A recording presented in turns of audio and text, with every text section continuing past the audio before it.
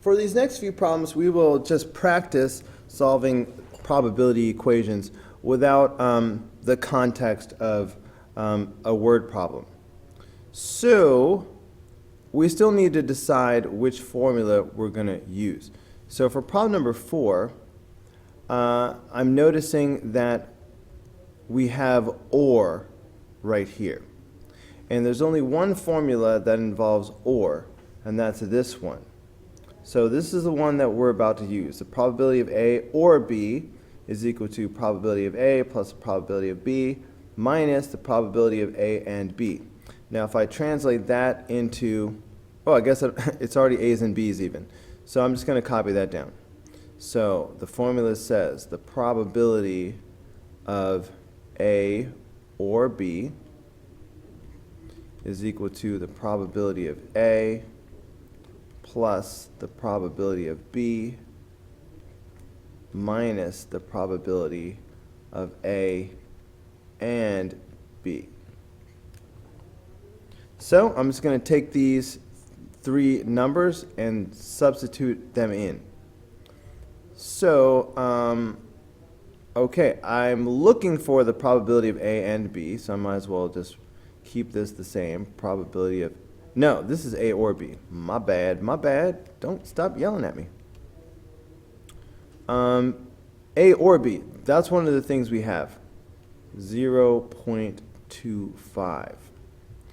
Now, the probability of A is 0.10. The probability of B is 0.20. Now, the probability of A and B, that's what I'm trying to find.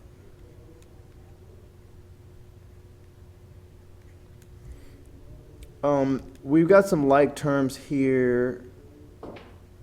All right, there's no reason why we can't combine those. So that's going to give us 0.25 is equal to 0.30. And then we still have minus the probability of A and B. Now, if I want to get the probability of A and B by itself, I need to get rid of this, and I will do that by subtracting. So subtract 0.30 from both sides. And that's going to give me negative 0.05 is equal to negative probability of A and B. If I divide both sides by -1, that will change the signs.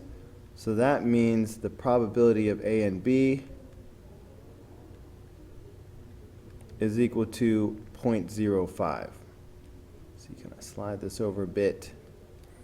Is equal to 0.05, which, if we wanted to know, is 5%. All right, so that would be the final answer.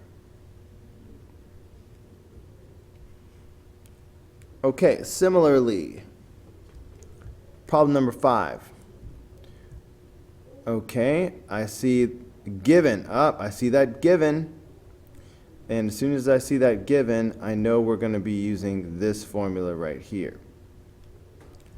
So, using that formula, but substituting C's and D's instead of A's and B's, I have this. The probability of, let's see, C given D is equal to the probability of, I feel like I'm not going to have enough space, the probability of C and D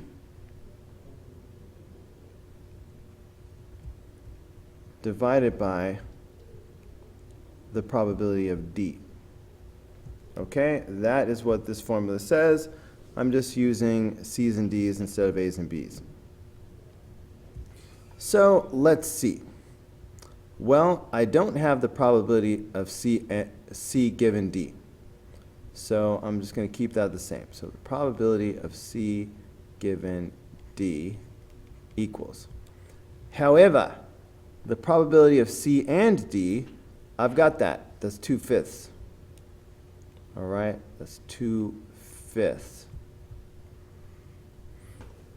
And the probability of D is 3/5.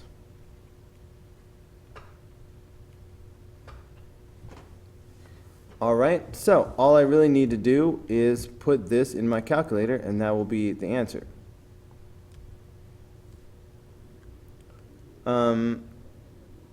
Okay, so I've got 2/5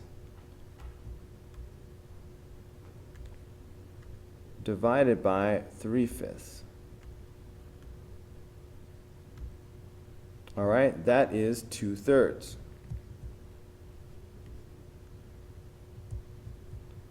Okay, which is approximately equal to 66.67%.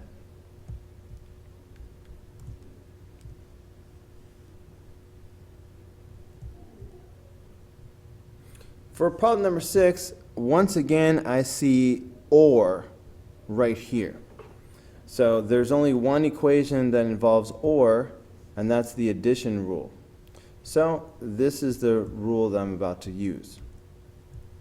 So let's see, E and F. So that means the probability of E or F is going to equal the probability of E plus the probability of F minus the probability of E and F.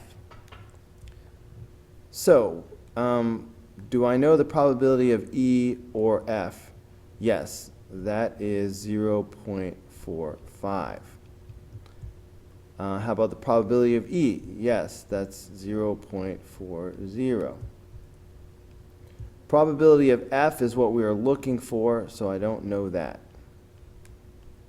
But I do know the probability of E and F is 0.25. Now, notice I have these two numbers on the same side of the equation. So I'm simply going to combine them. I'm not going to add 0.25 to both sides or subtract 0.4 from both sides. I'm just going to combine these together. So that's going to be 0.4 minus 0.25.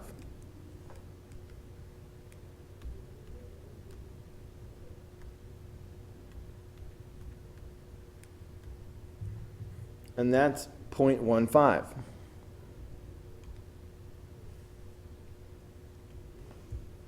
So that means I have 0.45 is equal to the probability of F,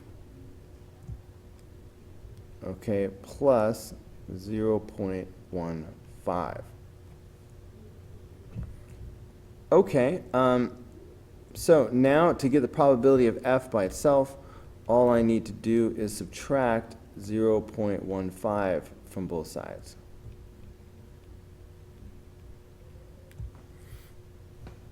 Okay, so that's going to give me 0.3.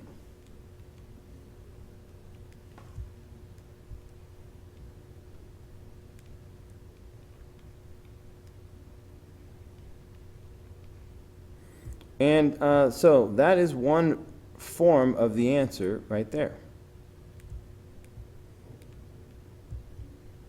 I could also say the probability of F is 30%. So that is another form of the answer. All right, for problem number 7, a bag contains 5 red, 3 green, 4 blue, and 8 yellow marbles. Find the probability of randomly selecting a green marble and then a yellow marble if the first marble is replaced. All right, meaning we put the marble back. We put the first marble back before we select the second marble. Okay, notice that we are talking about a total of 20 marbles. Keep that in mind. So the probability of selecting green and then yellow. we are dealing with this middle formula right here. All right, the probability of one thing happening and then another thing happening, that's just the probability of A and B. And that equals the product of probability of A times the probability of B.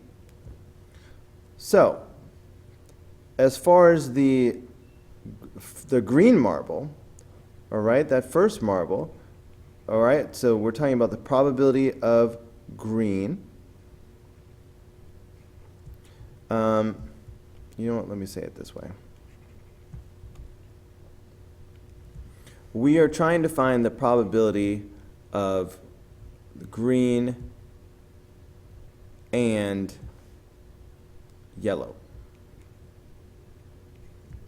So in order to find that, we're going to find the probability of the green marble, and we're going to multiply by the probability of the yellow marble.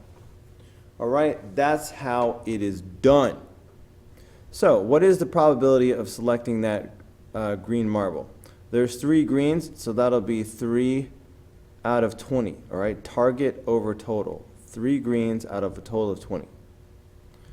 Now, what's the probability of selecting a yellow marble?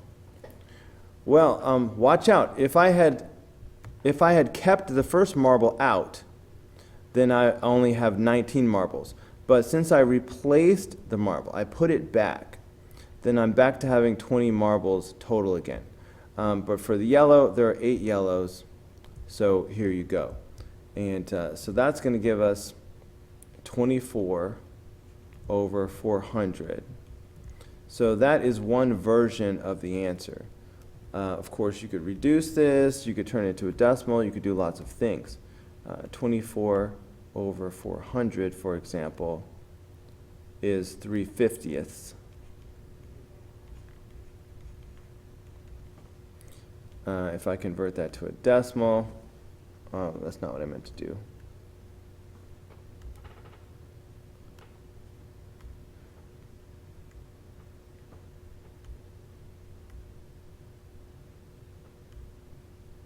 Okay, that's 0.06.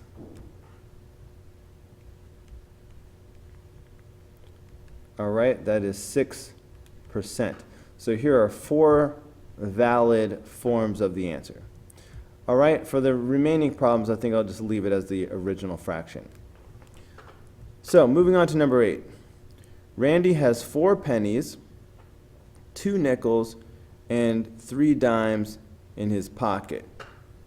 Okay, so that's a total of 9 coins. Let me switch colors.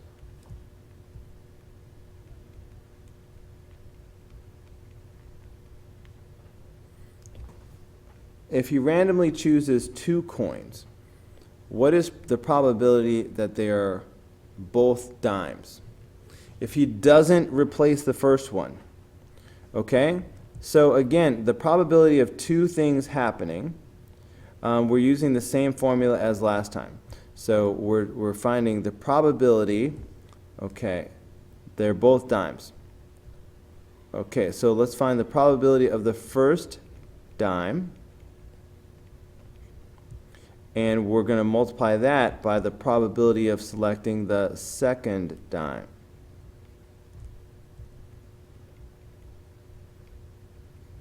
All right?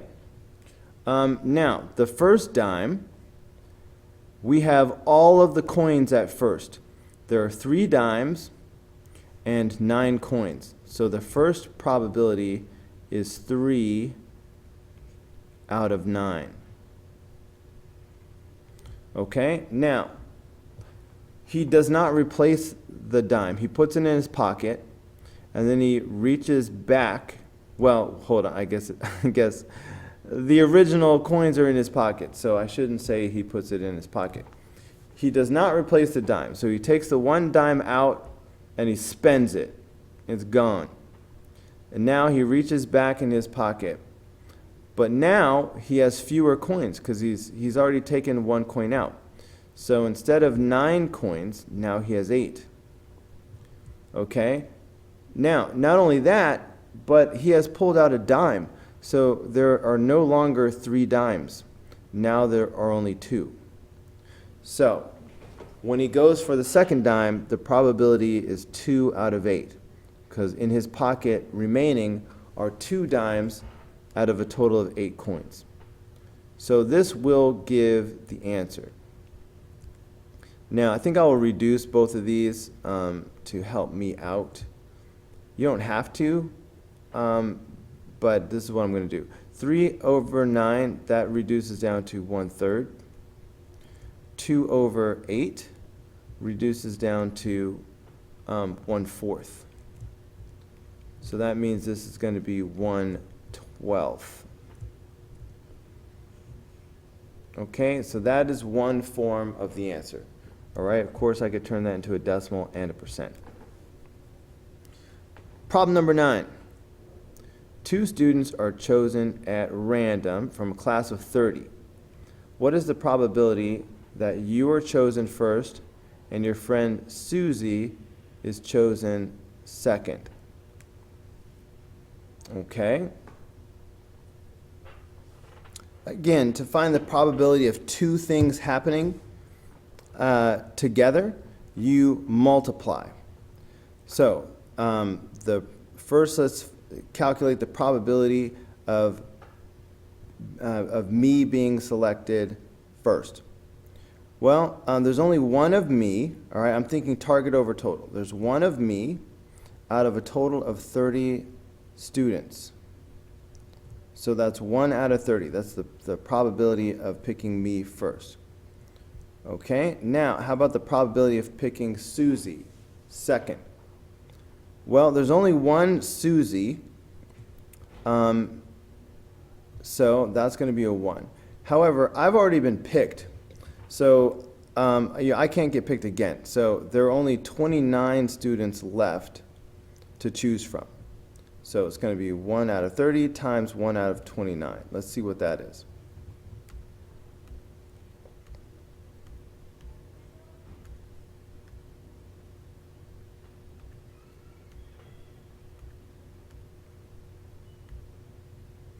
All right, that's 1 out of 870.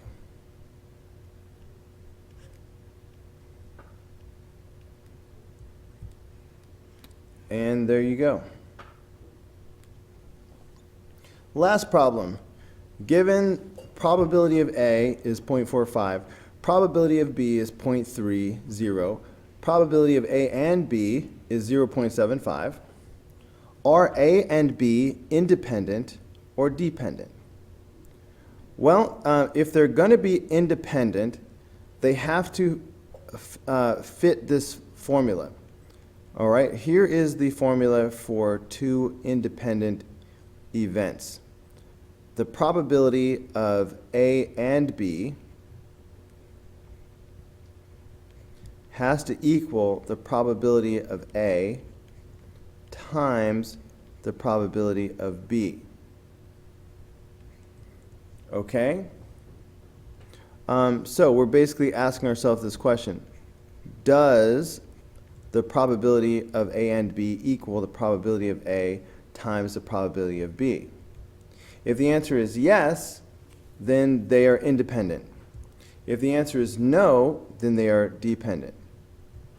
Okay, so we're asking ourselves the question, does the probability of A and B is 0.75. The probability of A was 0.45. And the probability of B was 0.30. So does 0.75 equal 0.45 times 0.30? Okay. Well, let's see. Let's just put this in our calculator and see.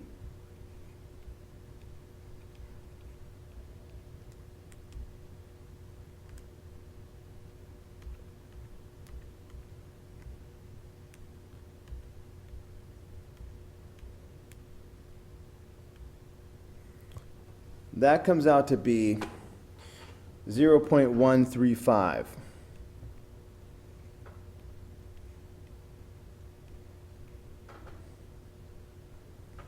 Okay, so Does 0.175 equal 0.135? No.